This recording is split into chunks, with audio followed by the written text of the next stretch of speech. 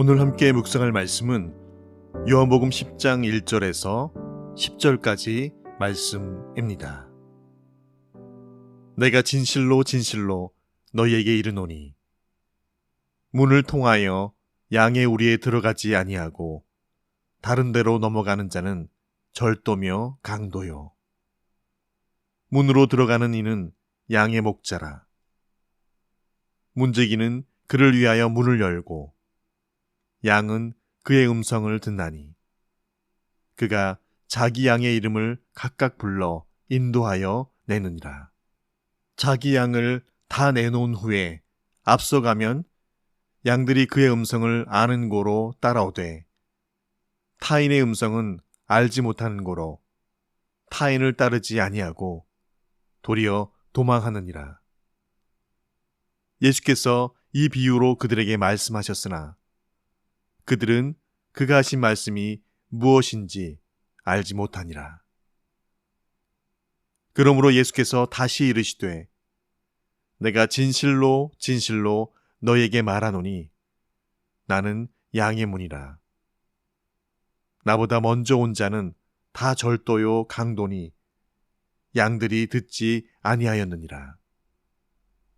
내가 문이니 누구든지 나로 말미암아 들어가면 구원을 받고 또는 들어가며 나오며 꼴을 얻으리라. 도둑이 오는 것은 도둑질하고 죽이고 멸망시키려는 것뿐이요. 내가 온 것은 양으로 생명을 얻게 하고 더 풍성히 얻게 하려는 것이라. 아멘.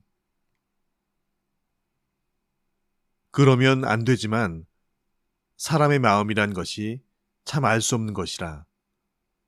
모두를 동일하게 사랑한다고 하지만 사실 그 상대가 나와 어떤 관계를 갖고 있느냐에 따라서 주고받는 것과 대하는 것이 다를 수밖에 없음을 봅니다. 나는 안 그렇겠다고 하지만 때로는 우리 안에 성령님께서 원하시고 인도하시지 않으시는 그런 감정과 생각으로 그 관계에 임하고 있는 우리를 발견하게 됩니다. 그래서 다시 육신의 장막에 거한 연약하고 실수 많은 우리에게 다시 또 주 앞에 엎드릴 수밖에 없지요. 오늘 주신 본문의 말씀에 여러 관계를 열거하시면서 특별히 비유로 말씀하여 주시고 계십니다. 오늘 말씀의 첫 번째는 문에 대해서, 두 번째는 목자에 대해서 말씀해 주시고 계십니다. 그리고 이를 문지기를 통해 연결하여서 이 비유의 의미를 청중들이 잘 알도록 그리 마무리하시고 계시죠. 즉 문지기와 양과 목자, 타인, 도적과 강도가 그와 함께 등장합니다. 먼저 양의 문 비유인데요. 문을 기준으로 다른 데로 넘어가는 자는 도둑이요 강도요. 문 안으로 들어가는 자는 목자라고 말씀하십니다. 다른 하나는 양이 그 음성을 알고 따르면 목자이고 그 음성을 알지 못하여 도망하면 타인이라고 그리 비유하여 말씀하십니다. 여기서 양의 문이란 바로 예수님을 가리키고 계시죠. 즉 예수님을 통하지 않고는 그 누구도 하나님 나라와 구원을 받을 수 없음에 대한 비유적 말씀입니다. 그 양의 문이신 자신을 통해서만 구원을 얻을 수 있고 들어가도 나가도 꼴을 얻을 수 있음을, 즉 생명의 떡과 생수를 얻을 수 있음을 말씀해 주시고 계십니다. 두 번째 비유는 선한 목자의 비유입니다. 문지기와 목자의 관계, 양과 목자의 관계, 양과 타인, 즉 강도와 도둑과의 관계로 비유하여 말씀하십니다.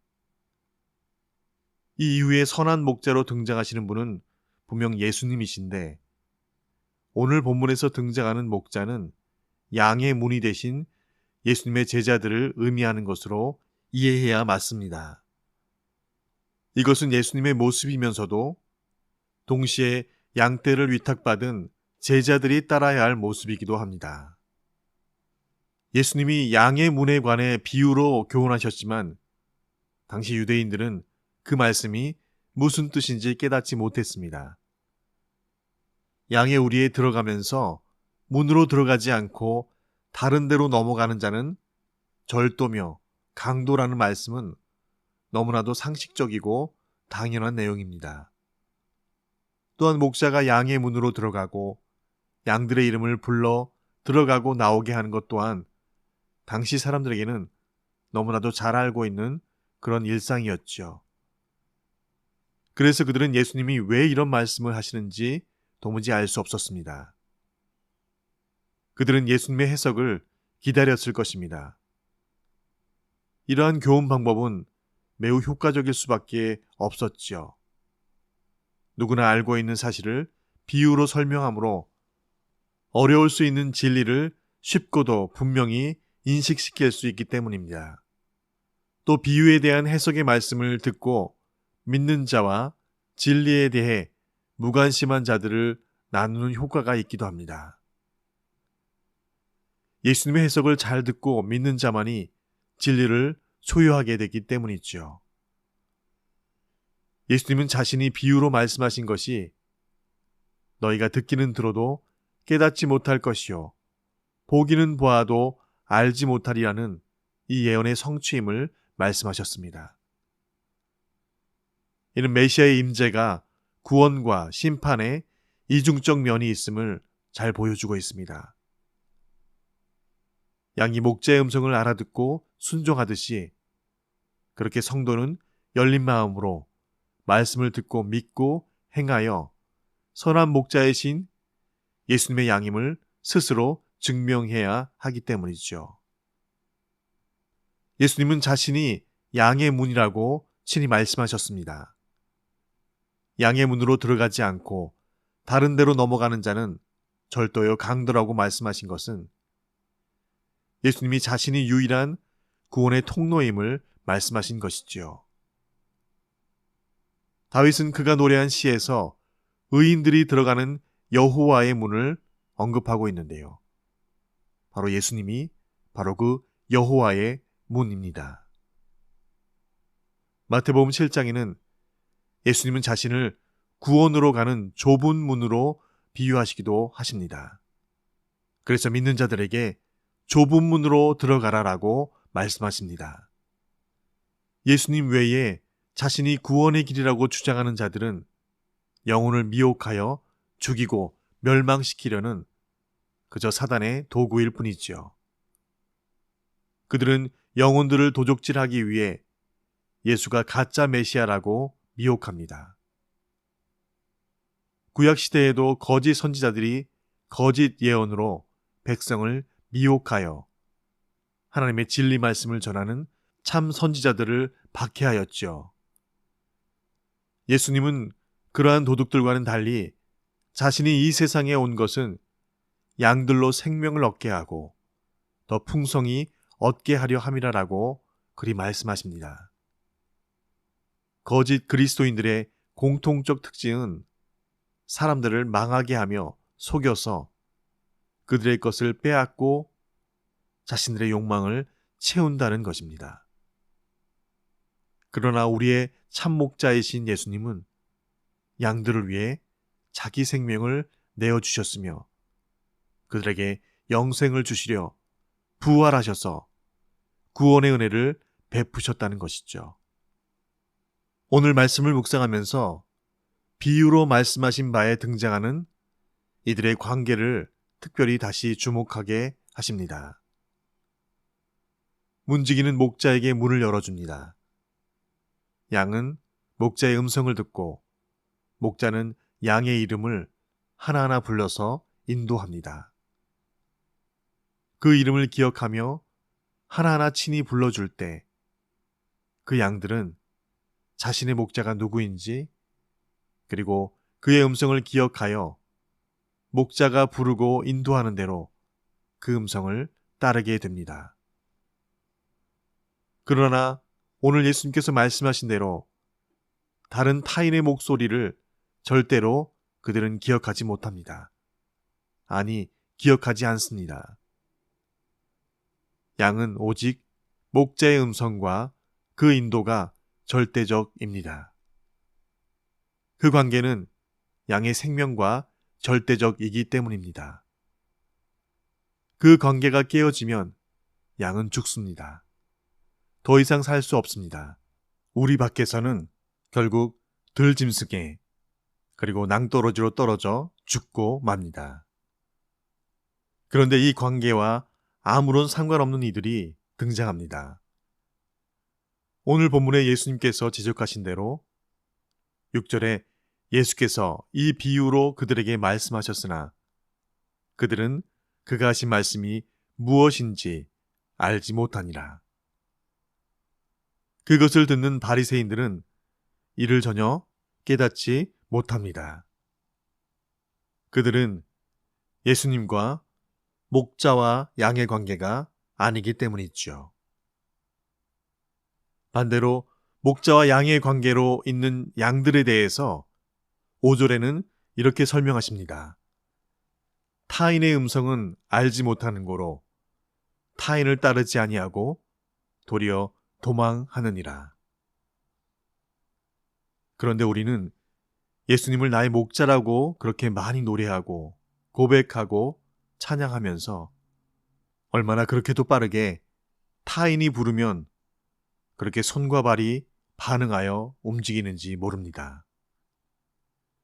세상이 부르고 돈이 부르고 명예가 부르고 섹스가 부르고 권력이 내 자랑과 원함이 부르면 목자의 음성은 아랑곳하지 않고 타인이 부르는 그 부르심에 쏜살같이 달려가고 있는 그런 우리의 모습이 아닌가 반문해 봅니다. 양은 목자의 음성을 들을 때만 살 수 있습니다. 양은 목자의 음성을 들을 때만 인도함을 받을 수 있습니다.